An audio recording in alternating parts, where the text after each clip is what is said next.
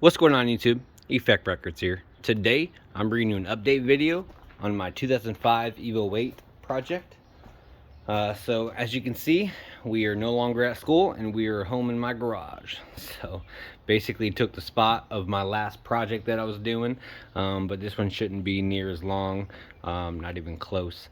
Yeah, that's basically where we're at. We just dropped it off today, a couple hours ago.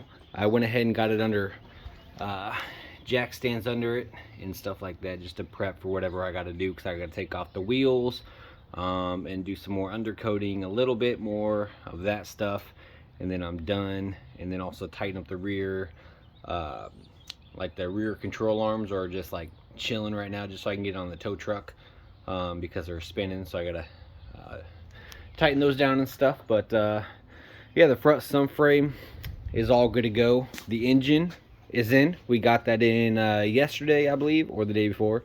No, today is Tuesday, so we definitely got it in yesterday. So we definitely got it in on Monday, and that was yesterday.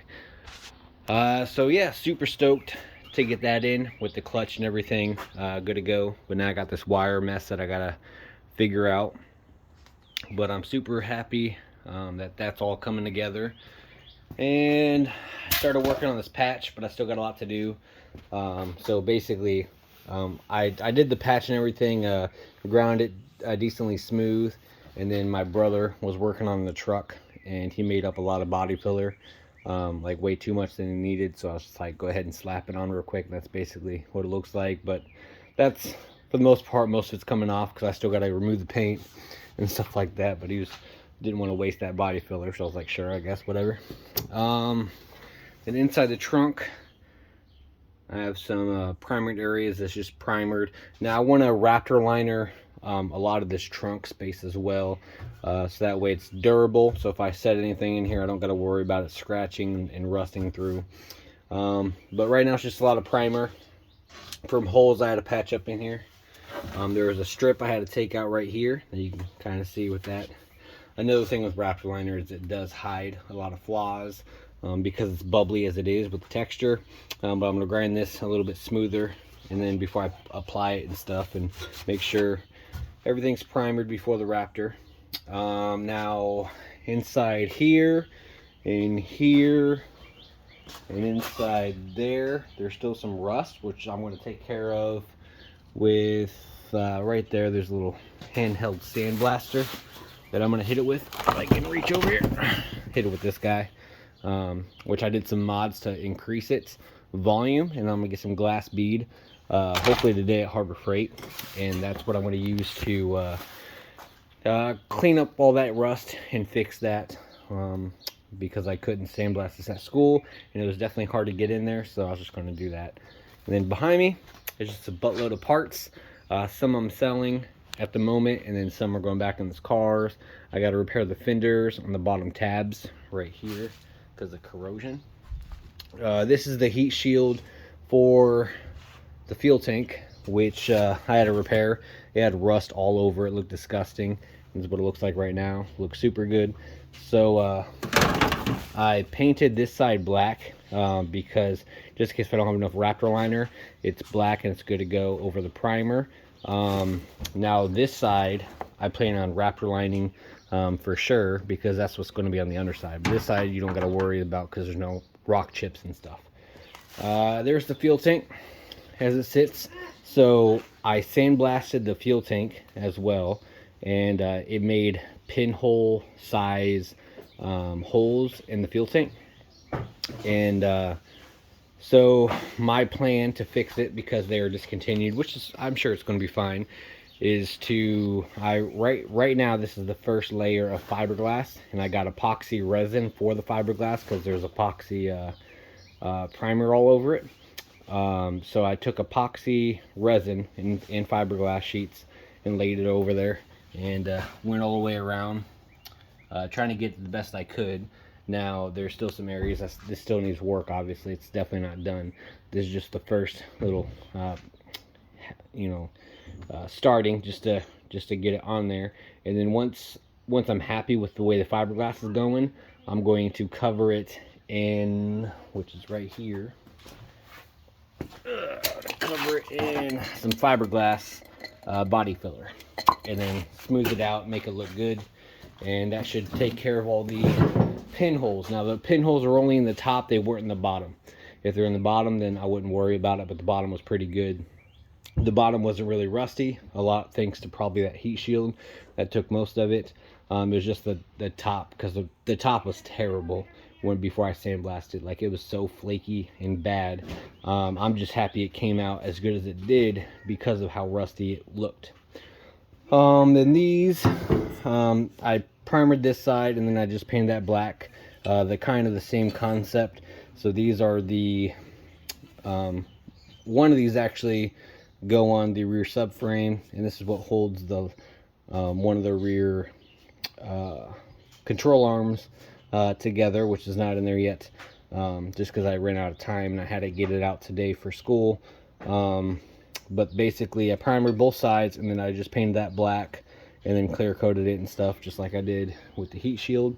And the other side I'm going to Raptor liner really good on the bottom, because that's what's going to have the rock chips and stuff flying at it. So that's both of those. That's kind of how that looks. And then I started making kind of a sandblasting setup with the cabinet and stuff. So the plan with this is the pot blaster, which I thought was bigger. It looked bigger on Amazon. It's not big at all. It's a little baby blaster, but it's basically going to run from that to the cabinet instead of using the cabinet's equipment, because the cabinet's equipment sucks. Quite literally, it has to suck the sand up. But this one pushes it with air pressure, so I feel like this would be a better thing to use for the sandblast cabinet. And then it'll just drain out in the bucket, and then I'll reload it when I need to use it. And I'm gonna get like a 5-gallon bucket. Also, instead of sand, I'm gonna use glass bead, because I don't think you're supposed to use sand in these anyway. But that's all I had at the moment. But yeah, so I'm gonna do some changing around there. But I gotta clean up, as you can see, all the way around here. But yeah, this is basically the car as it sits in my garage. This is the inside. Might see a little bit more with the sunlight, and also using my phone instead of the GoPro, but it looks pretty clean. Like I said, it's an EVO 8 SSL on what I said previously. This is the front for the hood, which if I replace it, this was on my old hood. I just gotta put the seats back in. I took them out so I can get the plate underneath, which I still gotta fix, so I can put tape on them so they look nice for when I Raptor linered it. Yeah, I put the hood back on after we got it here. I gotta fix these hood dampers, because this one seems like it wants to tilt, so I gotta do something with that on both sides and figure out that. But the hood stays up with it, so that's fine. Yeah, that's basically all I got so far. The transmission and transfer case is all hooked up and tidy. I still got some bolts that I got to put in, 'cause like I said, I was in a rush to get out of school because I had to have it done today. I was actually running out of time to get the subframe in and all that stuff. But yeah, that's basically this video. If you like it, please comment, rate, and subscribe for more EVO 8 progress build videos. And hopefully, since I have it home, I found my tripod actually. Plan on hopefully showcasing some of the works and have a little bit more time over the summer and stuff like that, because there's still some areas that I got to work on, such as, you know, like some bubbling that's going on in the door, and then inside you see some rust, so I got to repair that. I'm trying to fully restore this car. It's going to take a lot. I got the side skirts and stuff in the barn, so all under there is fine. Real quick, I don't know, that's kind of how the rear looks. So they're all cleaned up with aluminum cleaner and brightener, and I think it came out really good.